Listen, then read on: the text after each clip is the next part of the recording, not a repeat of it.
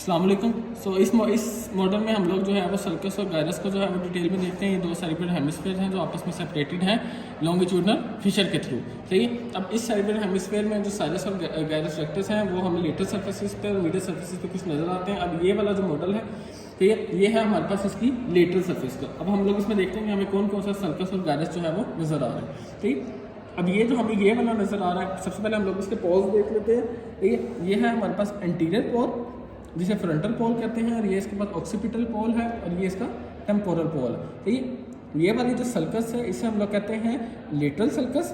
ठीक है, जो टेम्पोरल लॉब और पैराइटल लॉब के दरमियान में है। और यहाँ पर जो ये वाली सर्कस है ये जो थ्रू आउट ऊपर से लेके नीचे तक एक्सटेंड कर रही है, ये है हमारे पास सेंट्रल सर्कस। सही है, सेंट्रल सर्कस से आगे जो ये वाली सर्कस है इसे हम लोग कहते हैं प्री सेंट्रल सर्कस, और इसके पीछे ये वाली जो सर्कस है इसे हम लोग कहते हैं पोस्ट सेंट्रल सर्कस।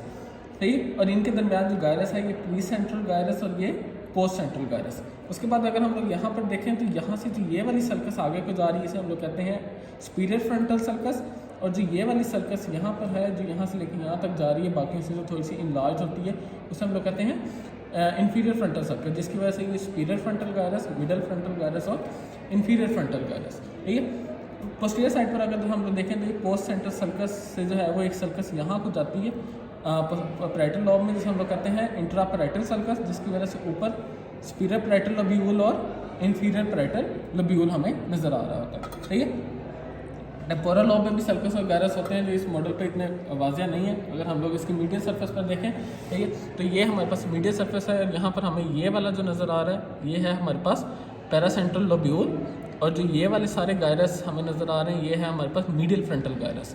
ठीक है, इस पैरासेंट्रल लोब्यूल के जो पीछे ये वाला एरिया होता है ये वही सुपीरियर पैराइटल लोब्यूल की ही मीडियल साइड पर एक्सटेंशन है ये वाली।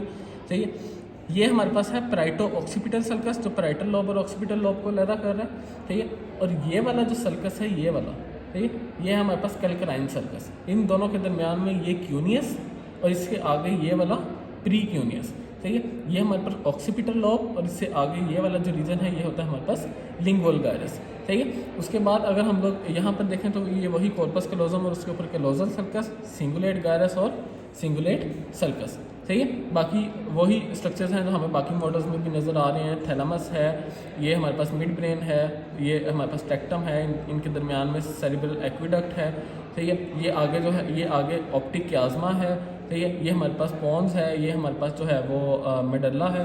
ठीक है, तो ये वही जनरल स्ट्रक्चर्स हैं जो हमें इसमें नज़र आ रहे हैं। और ये पीछे सेरिबेलम और इसकी यहाँ पर जो है वो ब्रांचिंग पैटर्न को आर्बर विटाई कहते हैं। ठीक है, तो ये वाला पोर्शन है। अब अगर हम लोग इसी मॉडल को अगर हम लोग इन्फीरियर साइड से देखें तो इस पर कुछ हमारे पास बाकी अलावा इसमें हमें कुछ यहाँ पर ब्रांचेस नज़र आ रही हैं बेसिलर आर्टरी की।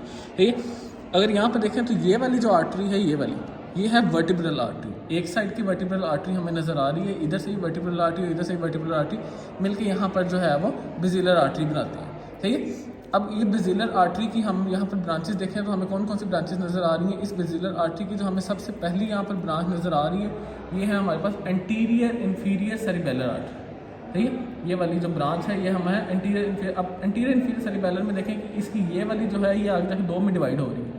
एक ही नीचे को सेरिबेलम की तरफ जा रही है और एक ऊपर को जा रही है। सही है, जो ये नीचे को जा रही है वो है हमारे पास एंटीरियर इन्फीरियर सेरिबेलर, और ये जो ऊपर को जा रही है ये इसकी ही ब्रांच है लेबिरिन्थाइन आर्टरी, तो इससे भी राइज कर सकती है और डायरेक्ट बेसिलर आर्टरी से भी राइज कर सकती है। ठीक है, अब ऊपर जाकर जो है वो ये हमारे पास बेसिलर आर्टरी ऊपर को जाती है और ये जहाँ जाके यहाँ पर सुपीरियर साइड पर एक सुपीरियर सेरिबेलर आर्टरी, और ये आर्टरी देने के बाद ये दो में डिवाइड हो जाती है। ये जो एट द एंड इसकी दो डिवीजन्स है उसे हम लोग कहते हैं पोस्टीरियर सेरिब्रल आर्टरीज। सही है, तो ये हमारे पास basilar artery, anterior inferior cerebellar artery, इनकी ये जो ब्रांचेस हैं ये है हमारे पास एंटीरियर इन्फीरियर सेरिबेलर और लेबिरिन्थाइन आर्टरी। उसके बाद अगर हम लोग आगे चले तो ये वाली सुपीरियर सेरिबेलर आर्टरी जो पहली ब्रांच हमें नज़र आ रही है ये वाली, और उसके बाद पोस्टीरियर सेरिब्रल आर्टरीज।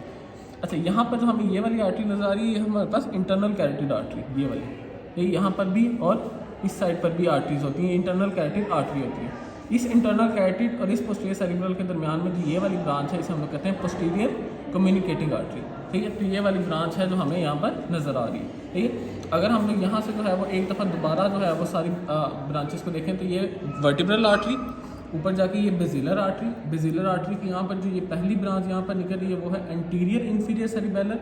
ये आगे जाके एंटीरियर इन्फीरियर सेरिबेलर अलहदा हो जाती है और ऊपर से ये लेब्रिंथाइन आर्टरी अलहदा हो जाती है। ये ऊपर जाके ये एक आर्टरी रहती है जिसे हम लोग कहते हैं सुपीरियर सेरिबेलर आर्टरी दोनों साइड्स पर, और ऊपर जाके बेजिलर आर्टरी दो में डिवाइड हो जाती है जिसे हम लोग कहते हैं पोस्टीरियर सेरिब्रल आर्टरीज।